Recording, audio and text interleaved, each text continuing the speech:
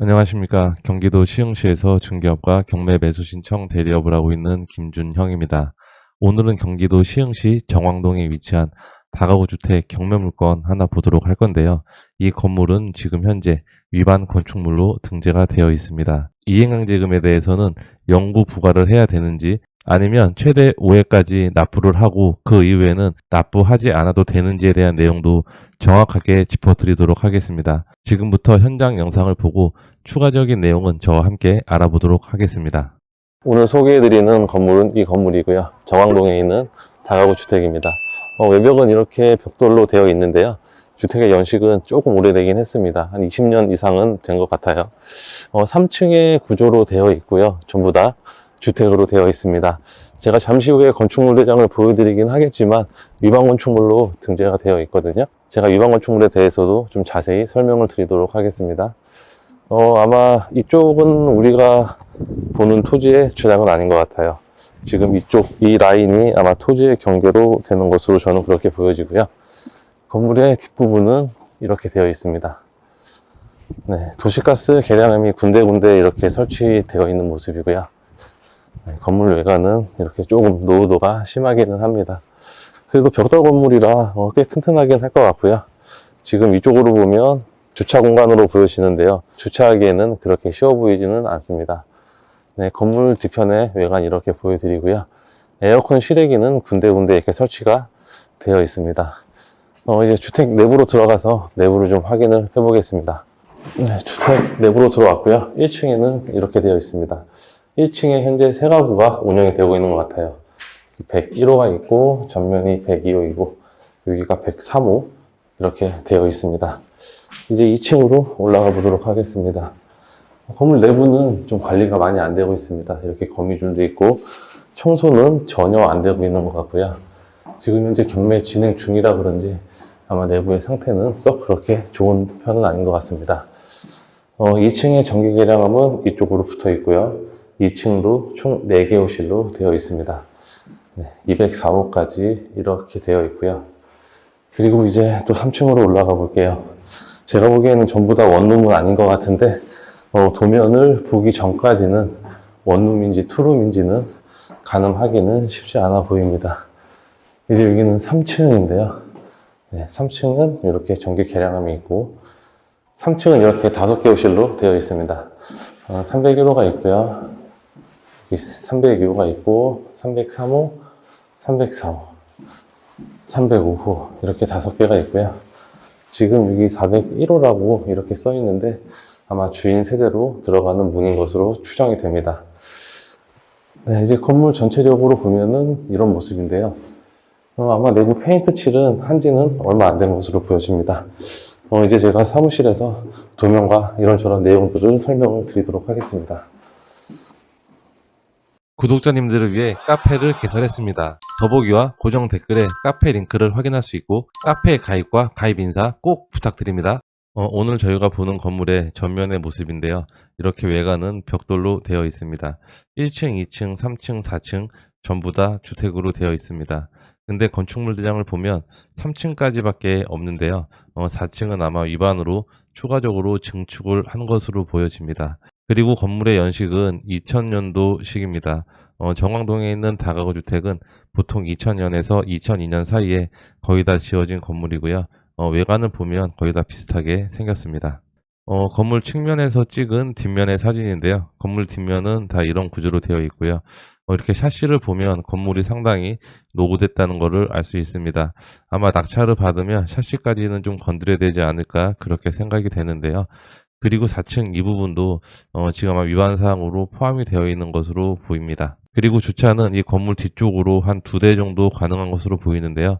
현황으로 보면 실제로 주차하기에는 상당히 좀 협소한 공간으로 보입니다. 건물 측면의 사진인데요. 토지의 경계는 아마 이쯤으로 되는 것 같아요. 이 옆에 주차장은 이 옆 건물의 주차장으로 보이고요. 그리고 건물의 외벽은 이러한 모습입니다. 도시가스 계량함이 이렇게 군데군데 설치되어 있고요. 창문의 샤시는 전체적으로 이렇게 좀 노후된 모습을 보이고 있습니다. 이렇게 사진을 쭉 보면 에어컨도 군데군데 설치가 되어 있는 것 같아요. 제가 보기에는 일부 호실에 아마 에어컨이 설치가 안 되어 있지 않을까 그렇게 예상이 되는 건물입니다. 내부 도면을 살펴보겠습니다. 감정평가서에 있는 도면이고요. 1층 최초 준공 당시에는 이렇게 3룸의 구조로 한 가구로 되어 있습니다. 1층도 한 가구, 2층도 한 가구인데요. 지금은 대수선으로 이렇게 1층에는 총 3가구로 만들어 놨고요. 도면에도 투룸인지 원룸인지 구분이 되어 있지 않아서 제가 현황을 보고 이렇게 좀 표시를 해 놨습니다. 제 예상으로는 102호나 103호는 투룸으로 예상이 되는데요. 이 부분들은 임차인의 전세 보증금으로 제가 대략 예상을 해 봤고요.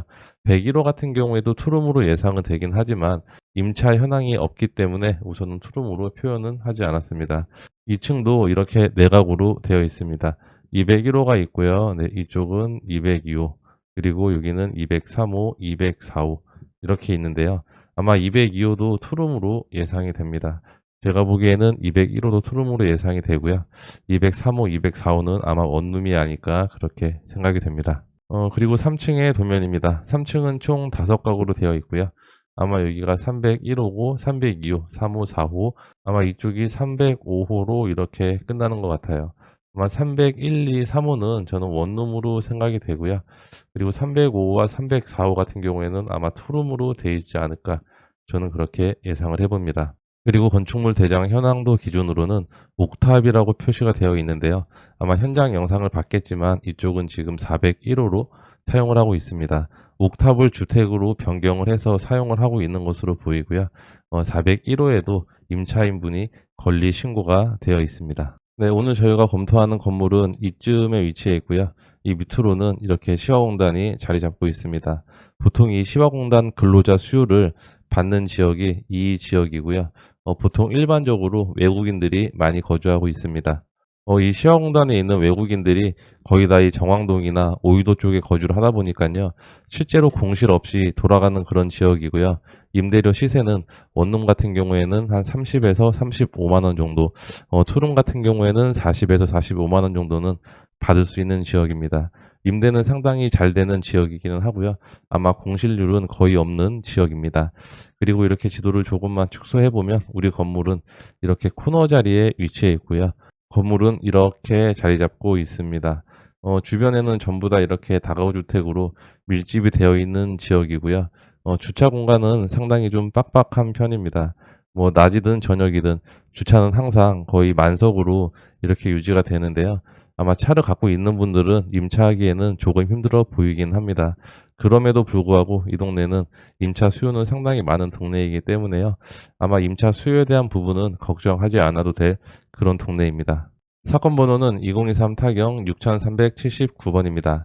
소재지는 경기도 시흥시 정왕동 1421번지에 위치해 있고요. 토지 면적은 72평 정도 됩니다. 건물의 면적은 140평 정도 되고요. 감정가는 10억 정도의 감정평가가 되었는데 지금 최저가는 절반 금액인 5억 900만 원부터 진행이 되는 물건입니다. 매각기일은 2025년 1월 23일이고요. 그리고 매각 물건의 현황을 보면 건물이 1, 2, 3층의 구조로 되어 있는데요. 현장 영상에서 봤듯이 4층까지 사용을 하고 있는 그런 구조였고요. 제시의 물건으로는 옥탑층 다가구 주택이라고 표현이 되어 있는데요. 매각에 포함이 되어 있습니다. 옥탑층을 주택으로 개조를 해서 사용을 하고 있는 것이고요. 이제 건축물 내장을 한번 보도록 하겠습니다. 네, 건축물 내장을 보면 이렇게 유방 건축물로 등재가 되어 있고요. 최초에는 3가구로 되어 있습니다. 1층, 2층, 3층 전부 다 한 가구로 되어 있고요. 4층에 대한 부분은 옥탑이라서 표현이 되어 있지는 않은데 지금 현재 4층도 한 가구로 만들어서 운영을 하고 있습니다. 아까 1층 같은 경우에는 3가구로 되어 있었고요. 2층 4가구, 그리고 4층은 5가구로 되어 있었습니다. 이렇게 총 합쳐보면 13가구로 지금 운영을 하고 있는데요. 아마 대수선으로 이렇게 유방건축물로 등재가 된 것으로 보이고요. 사용 승인일은 2020년 4월 12일입니다. 한 24년 정도 된 건물이다. 이렇게 생각을 하시면 될 것 같고요.